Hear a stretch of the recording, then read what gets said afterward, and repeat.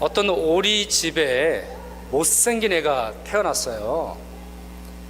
너무너무 못생겨가지고 머리도 크고 몸도 크고 다리도 날씬하지도 않고 또 이상하게 언니도 닮지 않고 너무너무 이상해서 미운 오리라고 불렀어요. 너무 구박을 심하게 하니까 이 미운 오리가 집을 나갔죠. 절대로 집을 나가면 안 되는데, 아무리 힘들어도 집을 나가면 안 되는데 이 오리가 이제 집을 나갔어요. 근데 집을 나가서 보니까 겨울에 이제 겨울이 돼서 점점 추워지는데 어디 갈 데가 없잖아요. 그래서 어떤 할머니 집에 있기도 해보고 또 어떤 나무꾼 집에 있기도 해봤는데 어느 곳에도 있을 수가 없어서 쫓겨나죠. 자, 이제 겨울이 됐습니다. 겨울이 돼서 호숫가에서 먹을 걸 구하는데요, 처음에는 먹을 걸 좀 구할 수 있었어요. 물고기도 먹고 조개도 잡아먹고 여러 가지 그래도 먹을 것이 있었는데요, 점점 날씨가 추워지니까 아무것도 먹을 수가 없었어요.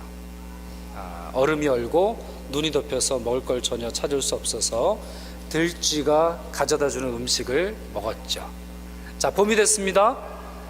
날개가 근질근질해요. 그래서 날개를 쭉 뻗어보니까 큰 날개가 뻗어 있었고 하늘을 날아 올랐다라고 하는 이야기입니다. 여러분, 이 이야기가 무슨 이야기죠? Ugly ducking이죠. Ugly duck, 그러니까 미운 오리 새끼라고 하는 그런 이야기예요.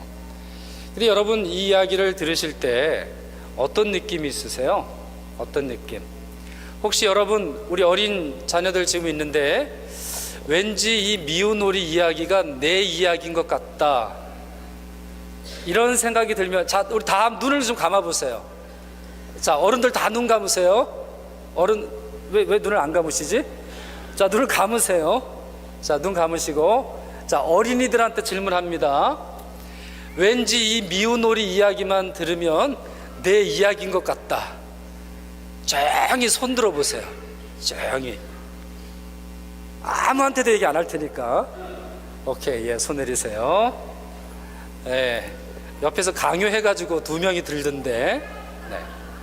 감사해요. 우리 교회는 이런 미운 오리가 없네요. 우리 교회는 이런 미운 오리가 없고 다 예쁜 오리만 있는 것 같아요. 예쁜 백조만 있는 것 같은데,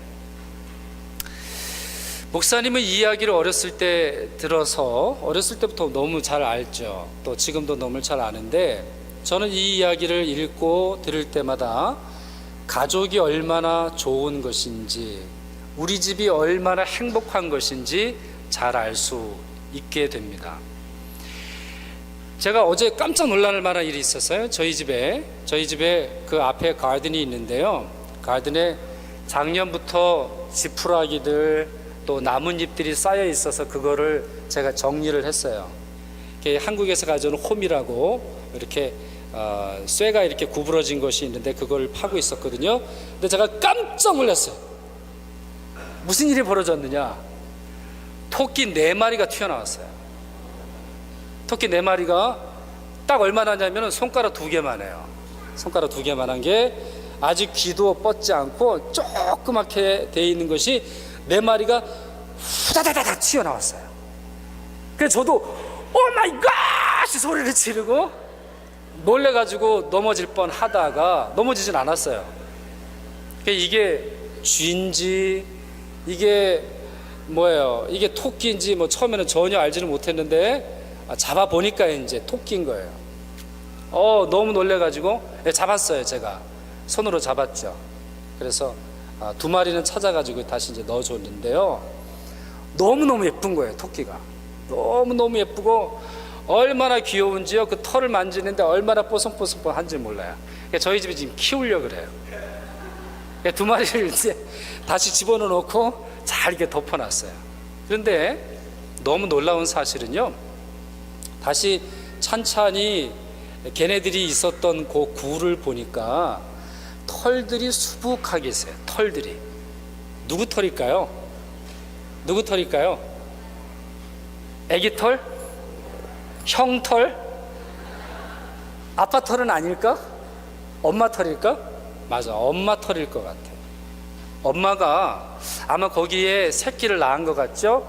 그리고 엄마가 뭐 토끼 엄마는 아기를 뭐 데리고 다닐 수 없으니까 뭐 베이비 쌀이 있는 게 아니고 뭐 전혀 뭐 그런 게 없잖아요.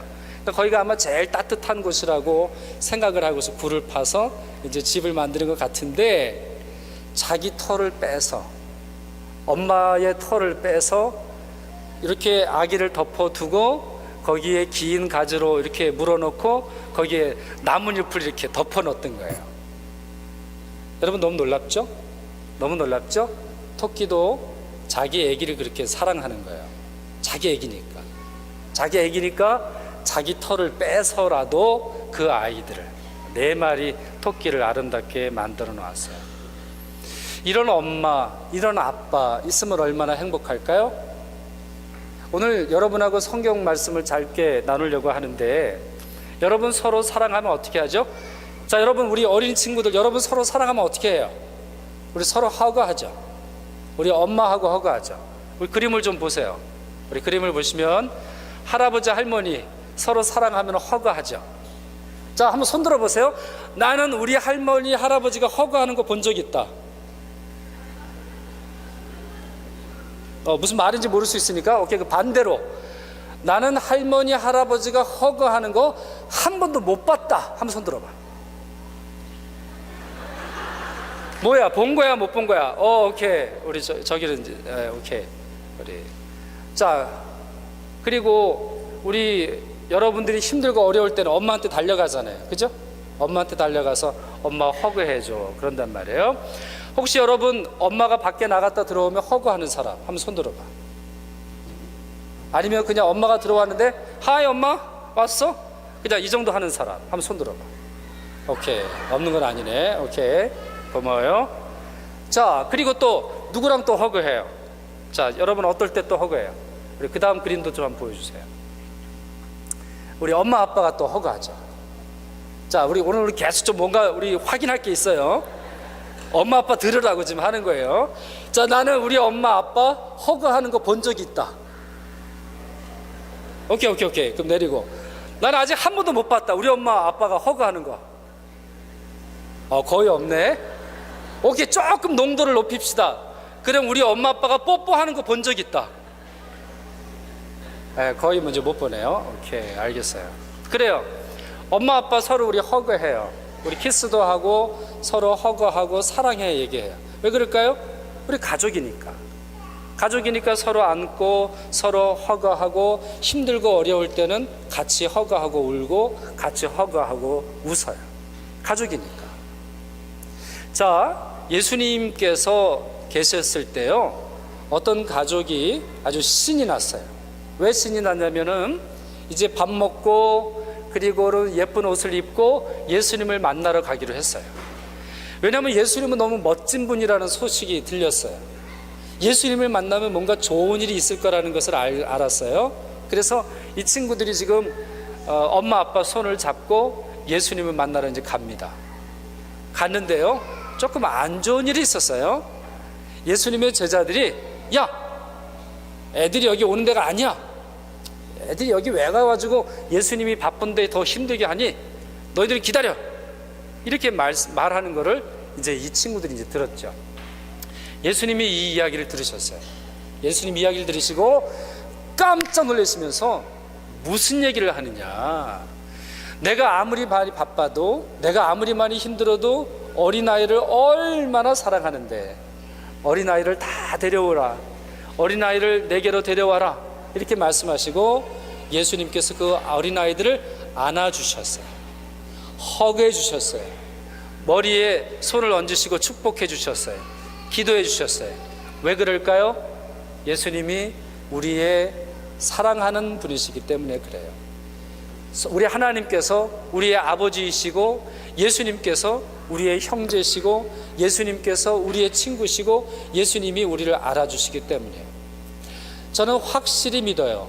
예수님 앞에서는 ugly duck이 없어요. 예수님은 우리를 너무너무 잘 아세요. 예수님은 우리를 너무너무나 사랑하세요. 예수님은 우리가 백조가 되었든 우리가 오리가 되었든 늘 우리와 함께 해주시는 분이세요. 우리 어린이 친구들, 여러분들이 그 예수님을 믿고 계시죠? 여러분들이 예수님과 함께 거하고 계시죠? 여러분들이 예수님을 믿으시니까 교회에 와서 예배를 드리고 계시죠? 예수님의 사랑이 여러분과 떠나지 않을 줄 믿습니다. 오늘 이 시간 여러분을 위해서 한번 기도하는 시간 가졌으면 좋겠는데요. 자, 우리 어린 친구들 다 한번 일어나세요. 자, 먼저 우리 1학년에서 6학년까지 일어나세요. 그리고 유치부 일어나세요. 유치부 영화부. 제가 아는 친구 중에 좀 괴짜 친구가 있는데 그 친구는 기도할 때 손을 이렇게 들고 기도하더라고. 그래서 왜 너는 손을 들고 기도하니 이랬더니 하늘에 계신 하나님이 나를 보실 때 나를 몰라주시면 안 되니까 하나님 나 여기 있어요, 하나님 저 여기 있거든요, 저를 좀 봐주세요, 이렇게 손을 흔들고 기도한다는 거야. 자, 우리 어린 친구도 오늘 한번 손을 들고 한번 기도해 봅시다. 오른손을 들고 자, 오른손을 들고. 자, 우리 옆에 있는 엄마 아빠는 우리 친구들의 어깨를 좀 잡고 기도해 주세요. 우리 맨 앞에 있는 친구들은 우리 권사님, 장로님께서 좀 어깨에 손을 얹고 기도해 주시면 좋겠어요. 자, 뭐라고 기도할 거냐면요, 여러분들이 예수님, 정말 예수님 사랑해요, 예수님의 그 축복을 저희들에게도 베풀어 주세요. 우리 성경에 나오는 이 어린아이들을 예수님께서 허그해 주신 것처럼 저희들을 허그해 주세요, 저희들을 사랑해 주세요, 저희를 도와주세요, 이렇게 이런 기도하시고, 우리 모든 엄마 아빠도 할아버지 할머니도 같이 그와 같이 기도하도록 하겠습니다. 기도하겠습니다. 아버지 하나님, 주님의 은혜와 사랑을 의지하며 이 시간 기도합니다. 우리 어린 자녀들 축복하면서 기도합니다. 하나님 도와주시옵소서. 하나님 함께하여 주시옵소서. 저들에게 예수님의 사랑을 알게 하시고 저들에게 예수님의 축복을 베풀어 주옵시고 저들에게 예수님의 그 놀라우신 은혜가 영원히 떠나지 않도록 도와주시기를 원합니다. 우리 어린 자녀들이 하나님께 손을 들고 기도합니다. 하나님, 저 손 붙잡아 주옵시고 저 손 함께하여 주옵시고 저 손이 힘이 떨어지지 않도록 늘 도와주시옵소서. 주님 도와주옵소서. 주님 함께하옵소서. 주의 놀라운 성령의 능력으로 충만케 하여 주옵소서.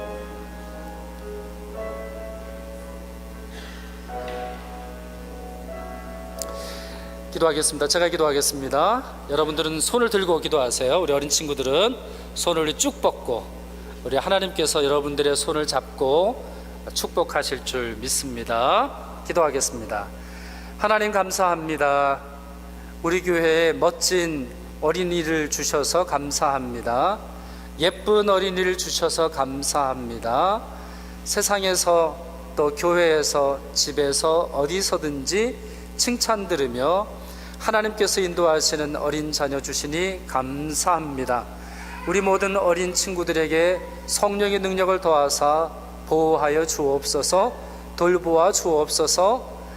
우리가 서로 사랑할 때 허그하고 아껴주는 것처럼 예수님께서 늘 허그해 주시고 예수님께서 늘 그 마음을 위로하시고 예수님께서 그 평생을 축복하여 주시옵소서. 예수님이 축복하셨던 것처럼 우리 부모들의 기도, 우리 부모 세대의 기도도 들어응답하여 주옵소서. 그래야 해서 우리 모든 자녀를 통해서 하나님 놀랍고 크신 역사가 이 땅에 이루어지기를 원하오니 주께서 인도하여 주옵소서. 우리 목회자를 위해서도 기도하고 또 우리 선생님들을 위해서도 기도합니다. 저들에게 소중한 직분을 맡겨주셨으니 지혜롭게 하시고 또한 기쁨이 넘치게 하시고 저들의 헌신과 수고를 통해서 우리의 자녀들이 잘 자랄 수 있도록 복 내려 주시옵소서. 오직 예수 그리스도의 은혜만이 우리의 자녀들을 살리고 돕고 또한 일평생 함께해 주실 줄 믿사오며 우리 주님 예수 그리스도의 이름으로 기도하옵나이다. 아멘. 우리 박수로 우리 어린 자녀들 축복하도록 하겠습니다. 네, 자녀들 우리 앉아주시고요. 자, 이제 어른들과 함께 드리는 예배는 여기서 마쳤고 이제 여러분들 부서로 돌아가도록 하겠습니다. 우리 좋으신 하나님 찬양하면서 우리 어린 자녀들은 부서로 이동하도록 하죠. 참 우리가 어떻게 할 줄 모를 때가 많은데 우리 여러분의 모든 자녀들 하나님의 귀한 은혜 가운데 있기를 바랍니다. 자, 이제 우리 어른들 주시는 하나님의 말씀 우리가 생각하고 같이 기도하는 시간 가지도록 하죠. 여러분, 욥 우리가 자주 이야기합니다. 욥. 이 욥은 친구들로부터 따돌림을 참 많이 받았어요. 부유할 때는 그래도 친구들이 늘 도와주고 칭찬하고 함께 했지만 어려움 당하자 아주 그 화살을 쐈죠. 화살을 쏘고 마음을 어렵게 하고 네 죄 때문에 그런 거니까 그냥 가만히 있어라, 이런 말을 이제 듣습니다. 갑자기 미운 오리가 되죠. 이 욥이 자기 친구들을 향해 이런 말을 해요. 하나님에 대한 그런 고백인데, 여러분 슬라이드를 한번 보시죠. 말씀에 이렇게 되어 있어요. 사람이 무엇이기에 주께서 그를 크게 만드사 그에게 마음을 두시고 아침마다 권징하시며 순간마다 단련하시나이까. 사람이 무엇이기에, 자, 여기서의 사람은 자기를 비롯한 모든 사람을 말합니다. 모든 사람 형편없죠. 미운 오리죠. 기껏해야 이 세상 삶에서 잠깐 살다가 가는 존재이고 늘 병들고 늘 손해보고 눈물 흘리는 존재인데, 그 사람이 무엇이기에 하나님이 크게 보실까요? 하나님이 크게 보실 뿐만 아니라 그에게 마음을 두시고 아침마다 권징하시고 순간마다 단련하십니까? 말씀이 계속 이렇게 되죠. 주께서 내게서 눈을 돌이키지 아니하시며 내가 침을 삼킬 동안에도 나를 놓지 아니하시기를 어느 때까지 하시리이까. 여러분, 놀라운 고백이죠. 침을 삼키는 순간에도 나를 잊지 않으세요. 나를 놓지 않으세요. 침 삼키는 순간, 뭐 얼마나 될까요? 한 1초나 걸릴까요? 그 짧은 순간에도 하나님은 나를 놓지 아니하세요. 여러분, 얼마나 귀한 고백입니까? 우리와 같이 별 볼 일 없는 존재, 우리와 같이 별다른 사랑을 받아야 할 이유가 없는 존재로, 이유가 없는 존재도 하나님께서 마음을 두시고 함께 하시고 동행하시고 살펴주십니다. 예수께서는 이 동일한 마음으로 우리를 살펴주십니다. 이것이 하나님의 마음이면서 동시에 성자 예수 그리스도의 마음이시죠. 베드로, 여러분 베드로 이야기를 참 많이 들으시는데, 베드로, 우리 갈릴리 촌구석의 어부에 지나지 않던 사람이죠. 베드로의 이름을 예수님께서 이제 정해 주셨는데, 여러분 베드로라는 이름의 뜻이 뭐죠? 베드로 무슨 뜻입니까? 반석이라는 뜻이죠. 바위라는 뜻이에요. 흔들리지 않는다라는 뜻이죠. 기초를 깊게 두었다라고 하는 뜻이에요. 근데 여러분, 베드로의 원래 이름이 무엇이었는지도 기억나십니까? 뭐예요? 뭐죠? 시몬. 우리는 이제 우리 불란서 우리 쌍숑이에요, 샹숑이에요, 뭘 모르겠는데 우리 시몬 이래가지고 많이 이렇게 아는 이름인데, 시몬의 이름 뜻도 아세요? 베드로는 반석인데요, 시몬의 이름 뜻은 뭐예요? 시몬 무슨 뜻이에요? 갈대예요. 갈대. 그러니까 하나님은, 예수 그리스도께서는 갈대처럼 이리저리 흔들리는 존재를 베드로를 만들어 주신 거예요. 이 시몬을 아는 사람 웃기를 노리시죠. 야, 시몬이 베드로가 돼? 야, 말도 안 되는 얘기를 하고 있냐? 어떻게 시몬이 베드로가 되냐? 시몬은 시몬이고 베드로는 베드로예요. 그런데 예수님은 시몬 안에 베드로의 모습이 있음을 보셨어요. 다른 사람은 못 보죠. 다른 사람은 몰라요. 다른 사람은 시몬에 대해 전혀 몰라요. 다른 사람은 시몬에 대한 애정도 없고요, 시몬의 존재가 무엇인지 전혀 알지를 못해요. 근데 예수 그리스도께서는 시몬 안에 베드로가 있는 것을 보았어요. 이름을 바꿔주었죠. 여러분, 사울이라고 하는 존재도 아시죠? 사울이라고 하는 이 사람. 자, 사울이라고 하는 이름은 큰 자예요. 우리 영어로는 뭐라고 말할 수 있을까요? attractive라고 하는 말이에요. 아주 매력적인 사람이에요. 존경할 만한 사람이에요. 큰 자. 예수께서 바울이라고 하는 이름으로 바꿔주셨는데요, 사울이라고 하는 사람, 학벌 좋은 사람이죠. 율법에 정통한 사람이에요. 그러나 교회 입장에서 보면은 별로 달가운 사람이 아니에요. 기껏해야 사형 집행관이에요.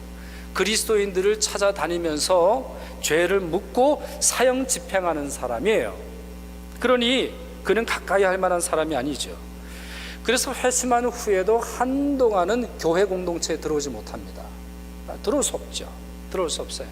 자기 형제를 살해한 사람일 수도 있는데 어떻게 그것을 그와 같은 사실에서 쉽게 이 사람을 받아 주겠어요? 그러니 이 사람이 한동안 미운 오리처럼 바깥을 떠돌게 되지요. 그러나 예수께서는 그 안에 새로운 존재가 있음을 보셨어요. 이방인의 사도임을 보셨어요. 전혀 사도로서 적합한 사람이 아니죠. 예수 그리스도를 믿는 자를 쫓아다니면서 살해한 자를 예수 그리스도는 사도로 부르시고 사도로 임명하시고 사도로서 살아가게 하셨습니다. 그 존재의 가치, 그 존재의 아름다움, 그 존재의 본성, 사람이 전혀 보지 못하는 것을 예수 그리스도는 보셨어요. 어린아이도 마찬가지입니다. 어린아이도 마찬가지예요. 오늘 본문을 통해서 어린아이에 대한 긴 설교를 드리지는 않을 텐데요, 이 어린아이에 대해서도 마찬가지입니다. 예수께서 유대 땅에 사역하셨을 때 여러 사람들이 자기 아이들을 축복해 주시고자 이제 아이들을 데려오죠. 근데 정확하게 말하면 그냥 만져주시는 걸로 만족했어요. 왜냐하면 이 사람들도 알았어요. 예수님이 얼마나 바쁘신지, 예수님이 얼마나 분주하신지, 예수님이 설교를 하시고 예수님이 사람들을 가르치시기 위해서 본인이 주무실 시간이 없다라고 하는 사실을 이 사람들도 알았어요. 그래서 기대하는 바는 뭐냐면 만져주는 정도예요. 만져주는 정도. 그러니까 정치가가 지나가면서 그냥 한번 이렇게 툭툭툭툭 그냥 만져주는 정도, 이제 그 정도죠. 그런데요, 예수께서는 이 아이들을 안아주시고 이 아이들을 축복하시고 이 아이들이 일일이 안수해 주셨어요. 뿐만 아니라 어린아이처럼 섬기지 않고는, 어린아이처럼 겸손하지 않고는, 어린아이처럼 되지 않고는 천국에 갈 수 없다라고 하는 천국의 모델임을 선포하셨어요. 너무 놀랍죠. 사람들에게 의해서는 기껏해야 아이라고 하는 존재는 시끄럽고 꾸짖어야 말을 듣고 매를 대야 말을 듣고 오랜 시간 기다려야 사람짓하는 존재로 여겨졌는데요, 예수님은 다르게 보셨어요. 천국 백성으로 보신 거죠. 천국 백성으로 보셨어요. 유대인들에게 재미있는 전설이 있습니다. 유대인의 재미있는 전설이 있어요. 이 유대인은 사람이 탄생되는 걸 이렇게 봤어요. 하나님께서 이 진흙으로 육체를 빚으시고서요, 이제 영혼을 그 육체에 불어 넣으십니다. 그럼 이제 사람이 된다는 거예요. 그런데 육체로 만들어진 존재는 아무것도 몰라요. 이게 땅의 속성을 지니니까 이 동물과 비슷한 거예요. 그러나 하나님께서 보내신 영은 천상에 있었기 때문에 천국의 이야기를 알아요. 그래가지고 이 엄마 이 태중에 있을 때 이제 그 영혼이 이제 들어간단 말이에요. 이게 성경에 나오는 이야기는 아닙니다만, 자, 영혼과 육체가 결합돼서 사람이 되잖아요. 그리고 태어나요. 그럼 이 아이가 천국에 대해서 이야기하고 싶은 그런 일들이 막 있다는 거예요. 왜냐면 자기가 천국에 대해서 아니까. 이게 천사가 일일이 와가지고는 입을 이렇게 누른답니다. 조용해. 그래가지고 요 인중이 생겼대요. 요 인중이 왜 생겼느냐? 이 어린아이들이 천국 백성이기 때문에 천국의 일들을 아는데 사람들에겐 천국 얘기하면 안 돼요. 사람들에게는 이 성경을 통해서 하나님을 알아야 되기 때문에 조용하라고 이렇게 꾹 눌렀는데요, 아직 여물지를 않아가지고 요게 이렇게 온푹 들어갔다는 거예요. 그게 유대인이 갖고 있는 인중에 대한 전설이에요. 성경에 나오는 이야기는 아닙니다만 우리 귀담아 들어볼 필요는 있어요. 아이들 안에 있는 이 순수함, 그 영적인 소중한 가치, 우리 세상은 몰라요.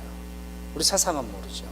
그래서 이 세상에 많은 아이들이 부모의 욕심에 의해서, 부모의 자기가 만들어낸 아이의 미래를 위한 종으로서 살아가는 수많은 모습들을 보게 됩니다. 오늘 우리 어린아이들과 예배를 드리는 시간이기 때문에 또 여러 가지 행사가 있기 때문에 많은 말씀을 드리지는 않겠습니다만, 여러분, 우리 한국에서 낙태 얼마나 당하는지 여러분 아십니까? 낙태. 대개 우리 정부에서 내린 통계에 의하면 17만에서 16만 됩니다. 그러나 소위 말해서 낙태하기 위해서 헌금 거래, 다시 말하면 장부에 남지 않는, 전혀 기록에 남지 않고 낙태당하는 아이를 어떤 분은 10배로 봅니다. 100만에서 170만 정도가 낙태를 당한다고 생각을 하고 있어요. 많은 아이들이요, 이 세상에 태어나기도 전에 죽습니다. 이유는 뭘까요? 부모들이 볼 때 부모들의 생각에 이 아이는 태어나지 말아야 된다라고 하는 것이죠. 누가 그것을 정했습니까? 하나님이 정했나요? 하나님의 섭리가 그것을 인정하나요? 그렇지 않아요. 그래서 한 분은요, 우리 어떤 유명한 그 분은 한국에 내리는 저주, 만약에 하나님께서 한국 사람들에게 저주를 내린다고 할 때, 한국 사람들에게 벌을 내리신다라고 할 때 그 가장 첫 번째 이유가 무엇일까? 낙태로 꼽아요. 낙태로.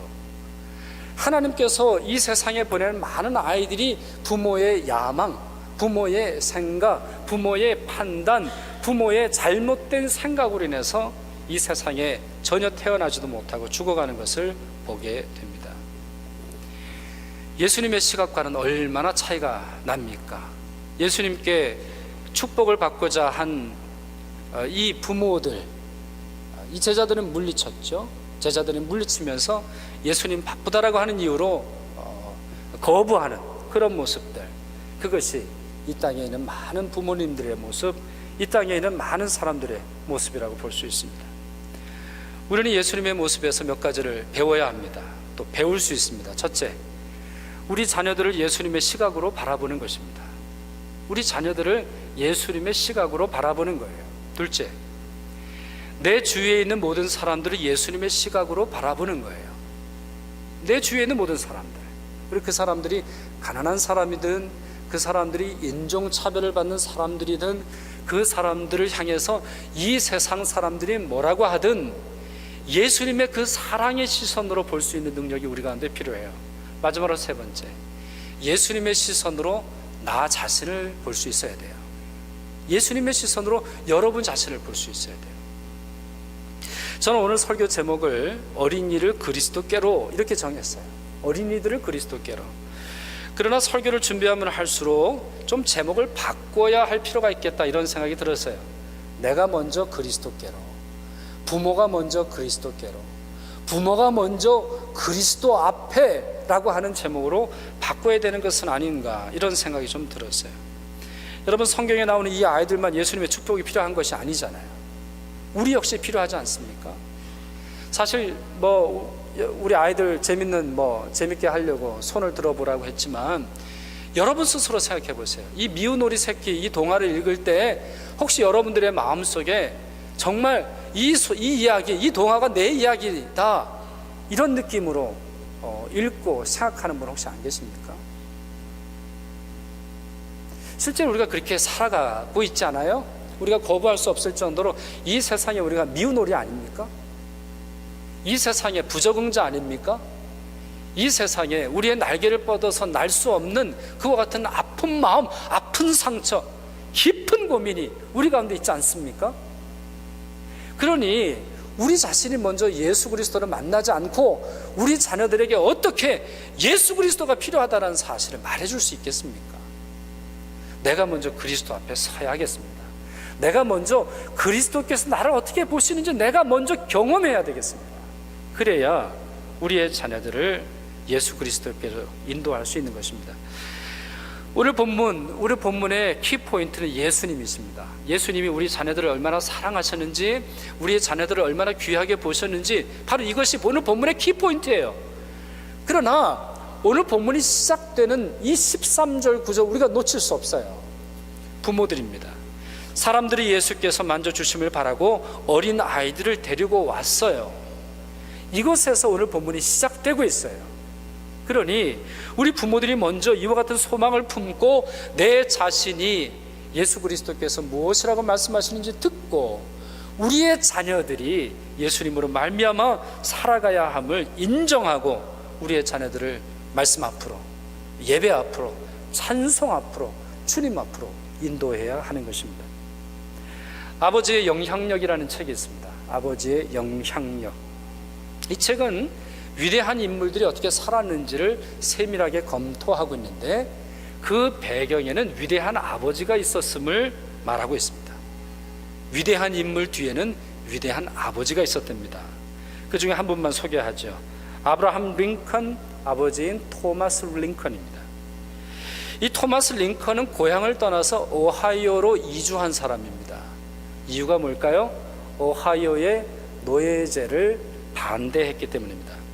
자기가 살던 고향, 자기가 살던 친척 집이 있는 곳, 자기가 농사 지으면서 여러 가지 많은 일들을 했던 쉽고 편한 삶을 등져했었던 이유는 노예제를 자기가 살고 있던 땅에서 인정하고 있었기 때문이에요.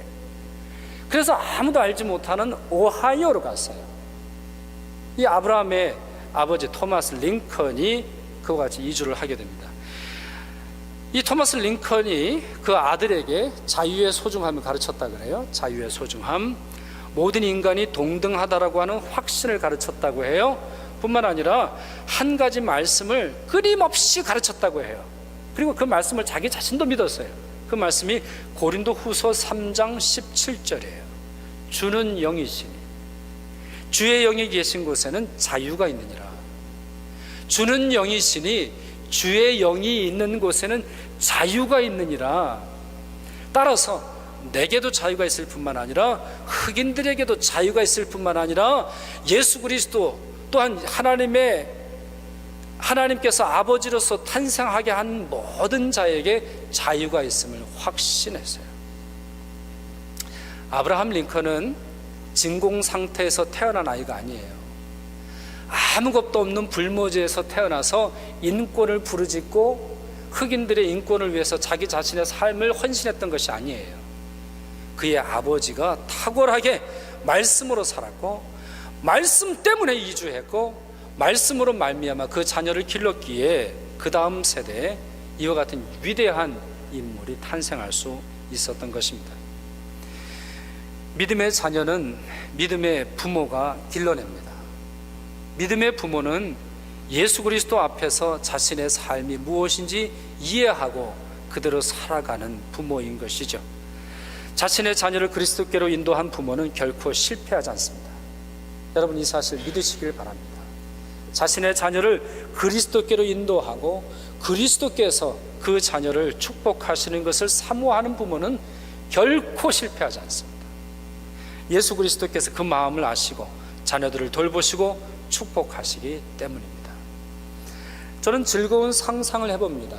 말씀 안에 없는 상상을 해보는데 오늘 본문에 나오는 이 아이들의 이름이 전혀 나와 있지 않아요. 몇 명인지 나와 있지 않아요. 부모가 누군지도 몰라요. 그저 예수님께서 유대 지경에 계실 때에 이와 같은 일이 벌어졌음을 말하고 있어요. 이 아이들의 그 다음 삶이 어땠을까요? 이 아이들이 성경에 비록 기록되어 있진 않지만 이 기록되지 않는 삶 속에서 이 아이들이 어떤 삶을 살았을까요? 우리 쉽게 상상할 수 있죠. 즐겁게 상상할 수 있죠. 믿음으로 상상할 수 있죠. 확신을 가지고 상상할 수 있죠. 예수님 앞으로 인도했더니 예수님의 그 사랑을 받았더니 예수의 품에 안긴 그 경험을 가지고 있더니 이 아이들이 세상을 바꾸지 않았겠습니까? 마찬가지예요. 여러분 우리의 자녀들을 향해서 우리가 그와 같은 소망으로 기르고 그와 같은 소망으로 기도하고 그와 같은 소망으로 함께 우리의 자녀들을 그리스도께로 인도할 수 있기를 바랍니다. 기도하겠습니다.